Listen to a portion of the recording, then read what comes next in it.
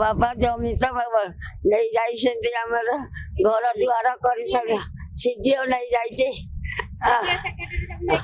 ସବୁ ନେଇକି ଆମର ପଟ୍ଟା ପାଉତି ସବୁ ଅଛି ଆମଠୁ ଦଶକତ ନେଇନାହାନ୍ତି କିଛି ନେଇନାହାନ୍ତି ଆମଠୁ କିଛି ନେଲେ ନାହିଁ ଆମକୁ ପଚାରିଲେ ନାହିଁ ଆମ ଘର ଦୁଆର ଭାଙ୍ଗିଦେଲେ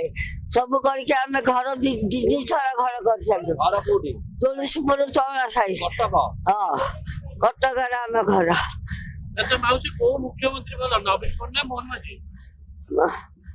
ବାପା ଆଉ କିଏ ବାବା ଦି ଜଣ ଯାକ ତ ଯିଏ ହେଲେ ଭଲ ବାପା ସେ ମୋହନ ମତେ ଆଉ ବାପା ହଁ ବାପା ଦେଖା କଲି ବାପା ଲେଖିକି ରଖିଲେ ଆମକୁ କହିଦେଲେ କହିଲେ ଆମେ ପଠେଇବୁ ପଠେଇବେ ଇଣ୍ଡିକାରୀ ହବ ହଁ ହଁ ବାପା କହିଲେ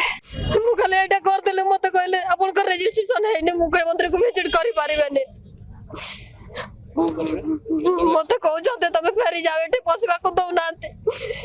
ଖର୍ଚ୍ଚ ସ୍ୱାମୀଙ୍କ ପଇସା ଖର୍ଚ୍ଚ କରିକି ଆସିଥିଲି ସେ କହୁଛନ୍ତି ମୋ ସାଙ୍ଗରେ ନେବିନି ତୁମକୁ ମୁଁ ଯିବି କୁଆଡେ ଏଇନା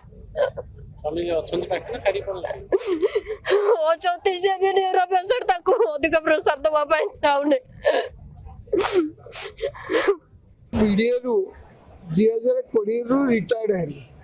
2020 6 ବର୍ଷ ହେଲା ମୁଁ ବର୍ତ୍ତମାନ ମୋ ପେନସନ୍ ଆଉ ବେନିଫିଟ୍ କିଛି ପାଉନି ମୁଁ ଆ ବିଷୟରେ ବର୍ଷେ କାଳ 2005ରୁ ଆଜି ପର୍ଯ୍ୟନ୍ତ ମୁଁ 4 ଥର ଏଇଟା ଆମର ଚତୁର୍ଥ ଗ୍ରୀଭାନ୍ସ ଦ୍ୱିତୀୟ ଗ୍ରୀଭାନ୍ସରେ ମୋତେ ମନ୍ତ୍ରୀ ସେକ୍ରେଟାରୀ ଡାକିକି କହିଲେ ମୁଁ କରିକି ଦେଇଦେବି କିଛି ହେଲାନି ତୃତୀୟ ଗ୍ରୀଭାନ୍ସରେ ମୋତେ ସେ ମନ୍ତ୍ରୀ ଡାକି ନେଇଗଲେ ତାଙ୍କ କହିଲେ ବିଡ଼ିଓକୁ ଚାଲ କୃଷ୍ଣ ମହାପାତ୍ର ନଗର ଉନ୍ନୟନ ମନ୍ତ୍ରୀ ମୋତେ ବିଡ଼ିଓକୁ ଡାକି ନେଲେ 2ଟା ବେଳକୁ ଯାଇ ଏଇ ଗ୍ରୀଭାନ୍ସରୁ ଗଲି 2ଟା ବେଳେ ଯାଇକି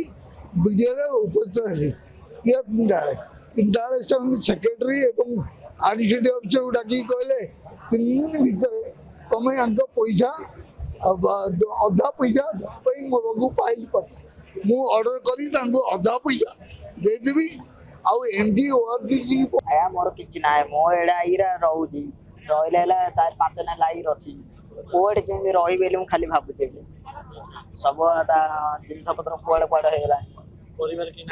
ପରିବାର ଥିଲାଠୁ ନଥିଲାଠୁ ବଳଗା ଆଜ୍ଞା ହେଲା କେହି ନାହାନ୍ତି ମୁଁ ଆଇଛି ଆଜି ମିଟିଂ ହଉଛି କିଏ କହିଲା ଘରୁ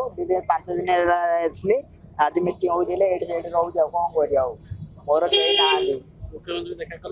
ନାଇଁ ଆଜ୍ଞା ଦେଖା କରିନାହାନ୍ତି ଏଇଟା ଲେଖିକି ଦେଲେ କହିଲେ ଆଉ ଆଥରେ ଅନଲାଇନ୍ ଯିବ ଆଜି ମନା କରୁଛନ୍ତି ବା କହିଲେ ଜହରି ହେଲି ଘରକୁ ସେଇଟା ବାରା ଛାଡୁନାହାନ୍ତି କହିଲେ ଜହରି ଅଫଲାଇନ୍ କହିଲେ ଅନଲାଇନ୍ ପକେଇବ ଅଫଲାଇନ୍ ଏଇଟା କରି ଯାଇଛି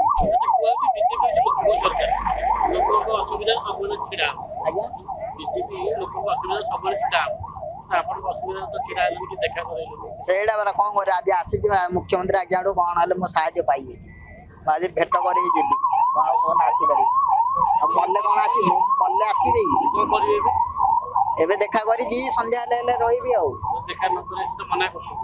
ମନା କରୁଛନ୍ତି ଆଉ ମନା କଲେ ନହେଲେ ଯିବି ଆଉ କଣ କରିବା ମରିକି ଅଛି ମୋ କଥା ମୁଁ ଜାଣିଛି ଆଉ